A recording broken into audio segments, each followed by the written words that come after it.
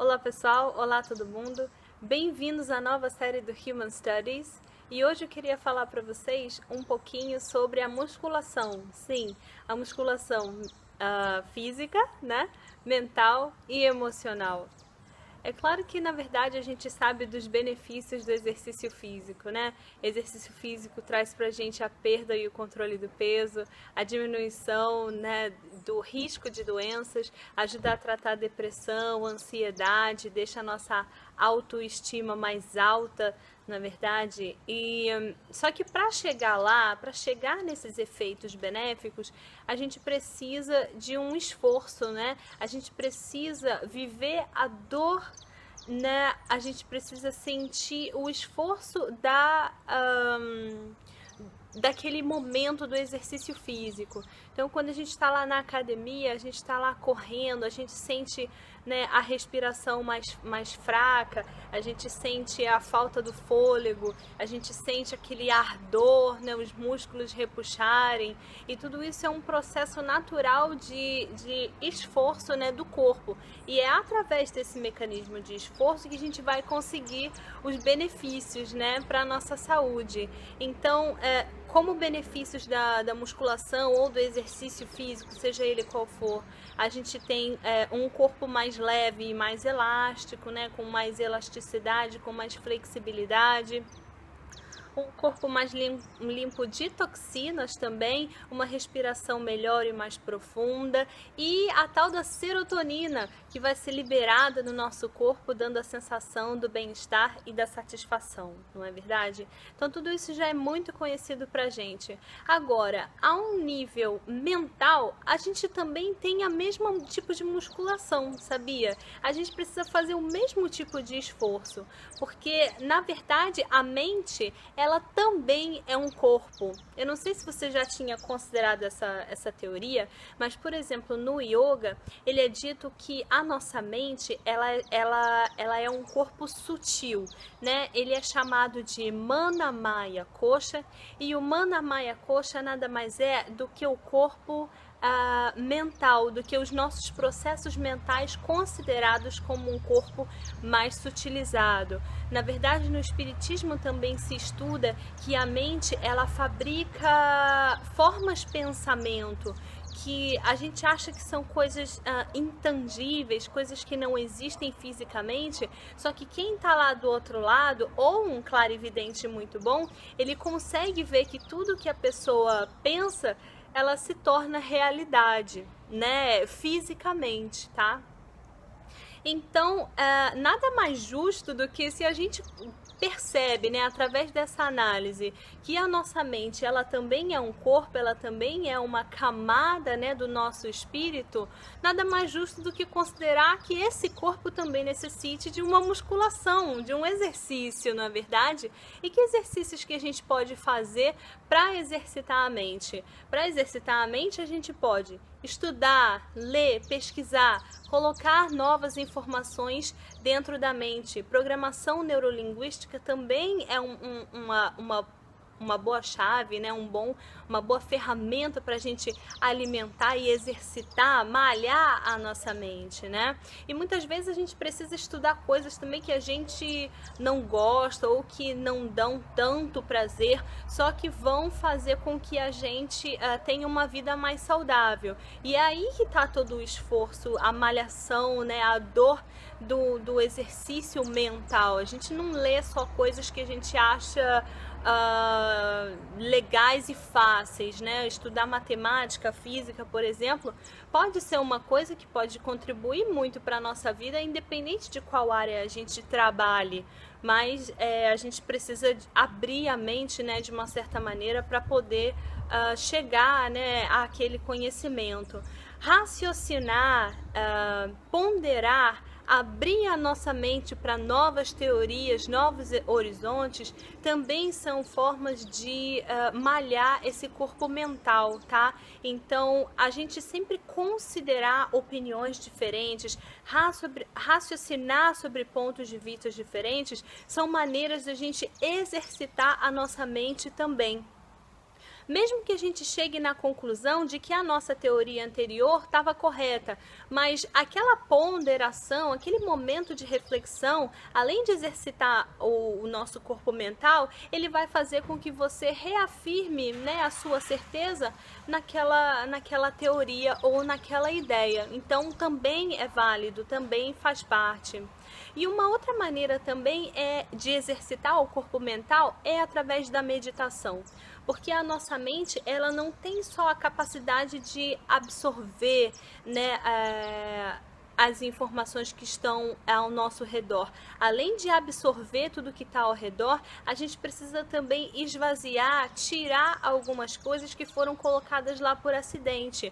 Como, por exemplo, a gente assiste o tempo inteiro propagandas de coisas, a gente ouve músicas das quais a gente não concorda, inclusive emocionalmente, aquela letra de música que fica grudada na sua cabeça, aquela frase que você gostaria de esquecer que alguém falou, né? Então, tudo isso fica programando a nossa mente, fica ensinando ela, né, o que ela deveria fazer. Então, isso a nível de subconsciente, né? Então, através da meditação, do silêncio, da quietude, a gente vai ter a oportunidade de começar a tirar aos pouquinhos, acessar esses pensamentos e começar a perceber, não, isso aqui eu não quero, não, isso aqui não me é válido, isso aqui não é legal, né? E para isso a gente precisa fazer um pouquinho de paz, de silêncio interior, para poder acessar essas informações e começar a ir, né, tirando ela de dentro da gente.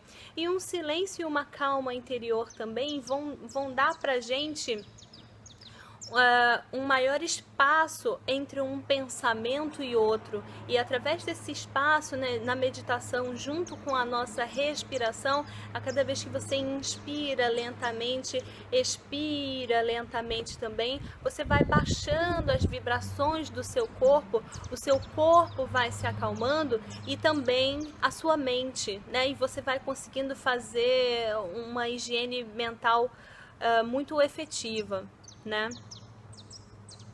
A nível emocional, já que a gente já está vendo que alguns corpos sutis, como o corpo mental, eles ainda são matéria física, sutil, mas matéria física.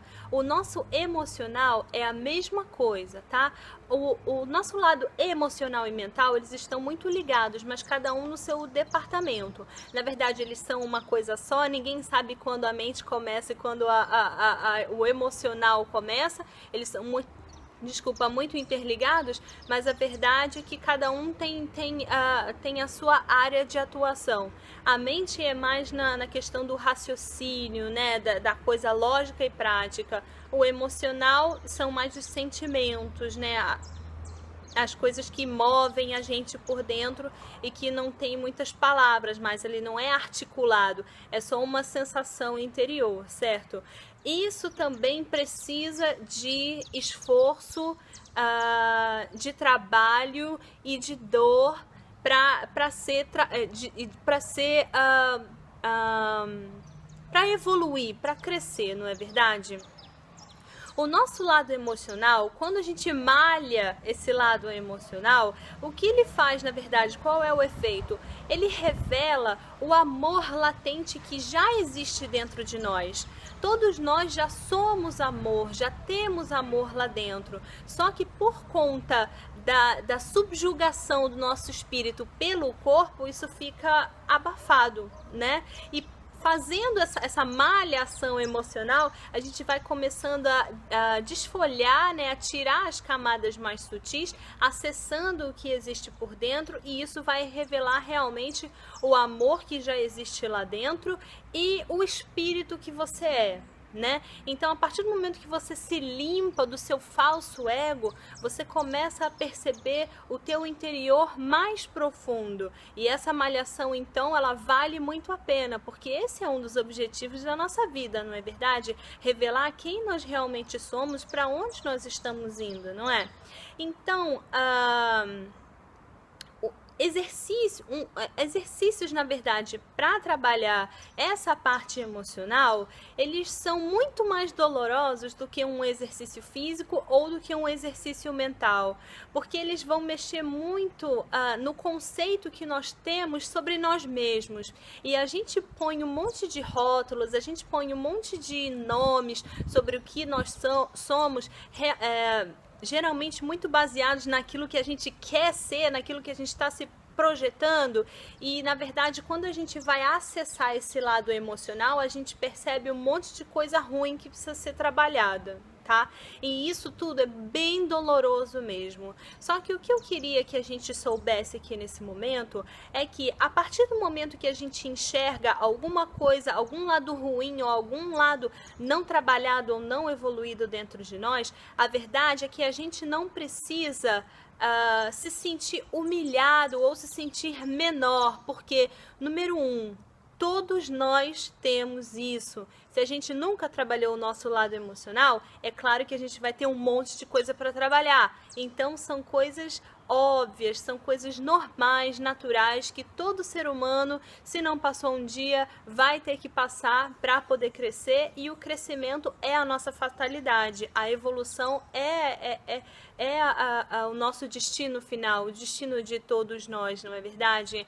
E número 2, a gente não precisa, porque a gente assumiu algum defeito dentro da gente, a gente não precisa permitir que o outro nos humilhe ou que o outro nos diminua por conta disso. O respeito, ele é muito, muito ligado ao amor, e o amor, ele não julga ninguém, ele não fica apontando defeitos ou diz que você não merece a felicidade porque você tem defeito aqui, defeito ali, não é verdade? Então, essa coisa da gente assumir as nossas falibilidades, né, os nossos erros, ela está muito ligada também ao auto-amor. Não é porque eu sou uma pessoa que tem tendência ao egoísmo, que tem tendência à vaidade, né, que eu posso ser desrespeitada, que eu posso ser rechaçada por conta disso.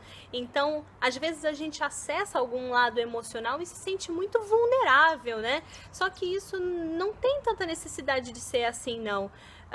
Mesmo que alguém veja claramente, e as pessoas veem claramente quem nós somos no nosso castelo interior, isso não faz com que a pessoa tenha direito de nos diminuir ou de nos respeitar. Portanto, a gente pode ficar muito tranquilo quando a gente chegar naquele momento de meditação ou no momento de reflexão e for acessar aqueles defeitos que estão lá dentro da gente, porque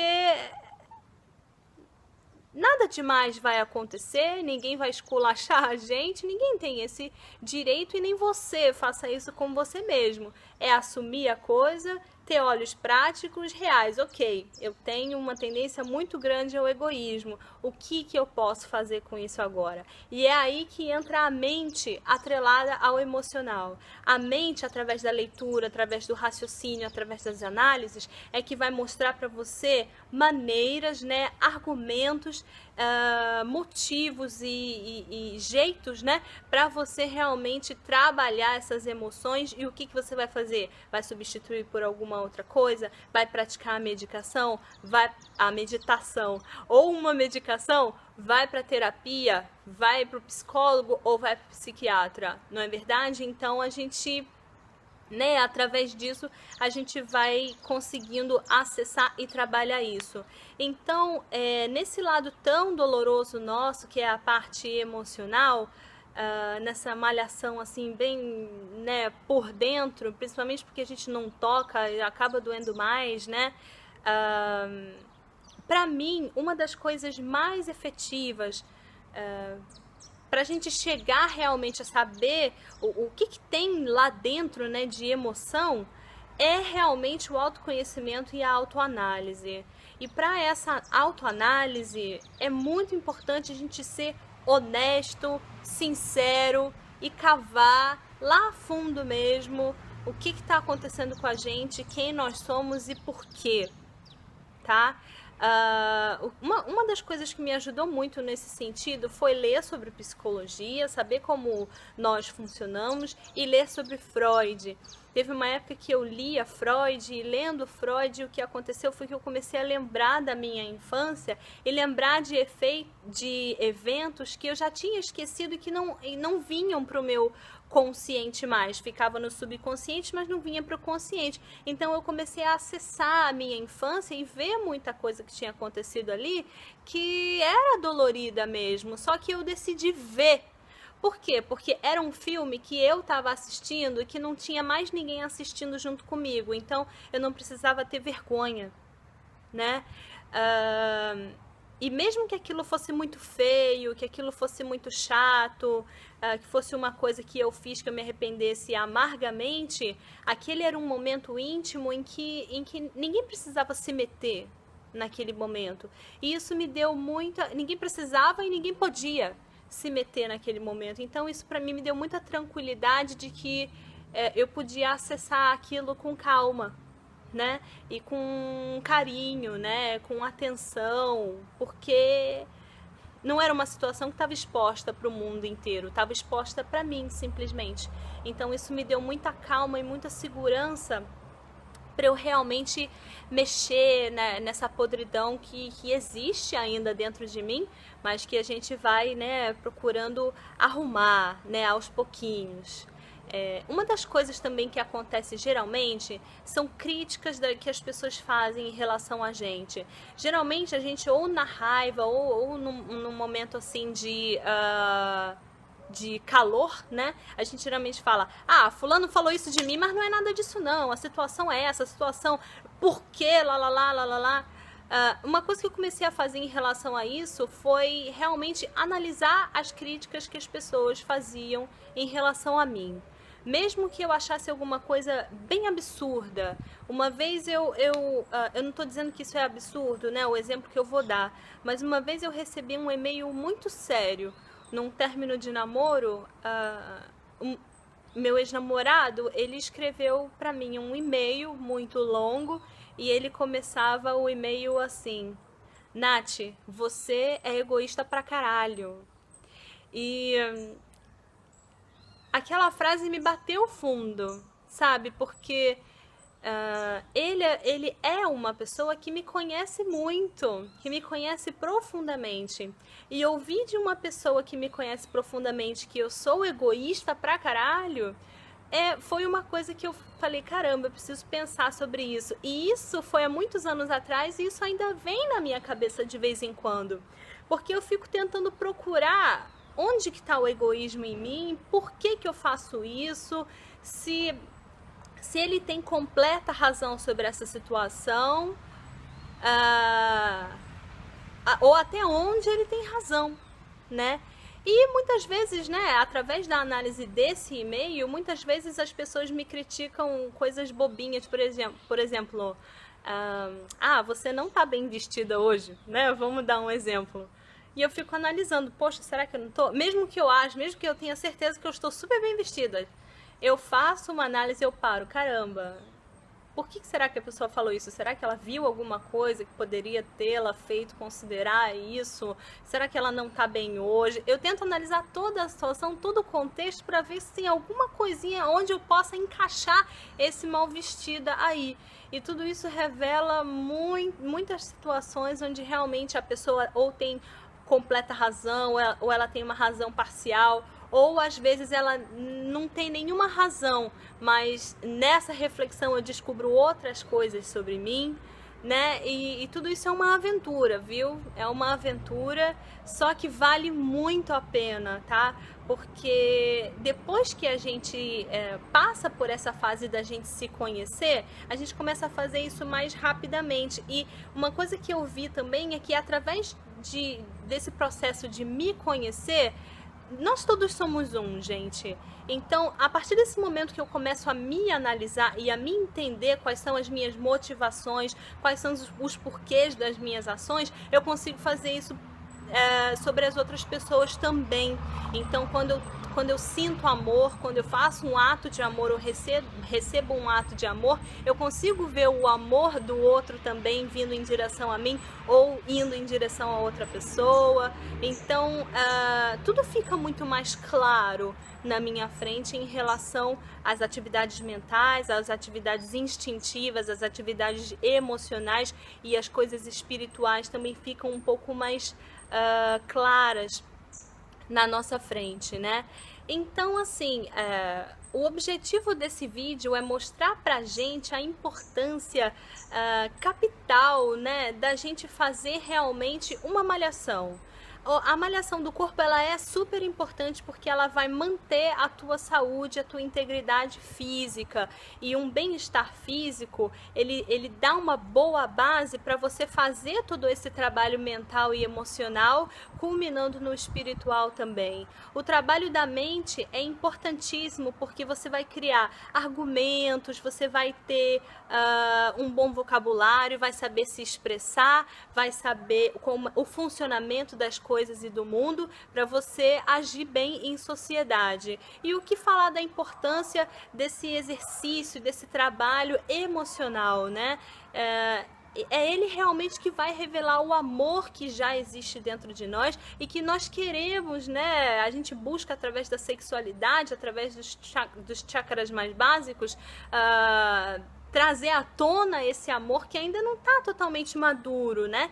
E a gente vai amadurecer através desses 3 exercícios aí que eu super recomendo que você faça, e eu espero que você se sinta mais uma vez estimulado a fazer esse trabalho. Se você gostou desse vídeo, dá o seu like, dá o seu curtir, compartilha com um amigo seu que você acha que está precisando de um recado desse, ou pensa você sobre essa situação, não é verdade? Dá uma olhadinha lá no artigo do blog, que eu escrevi outras coisas também sobre isso, né? E eu espero que você goste muito. Estou aguardando o teu feedback, me diz o que você acha, me diz qual é o trabalho que você faz, o teu trabalho interior, e a gente continua estudando juntos. Eu espero vocês no próximo vídeo. Namastê!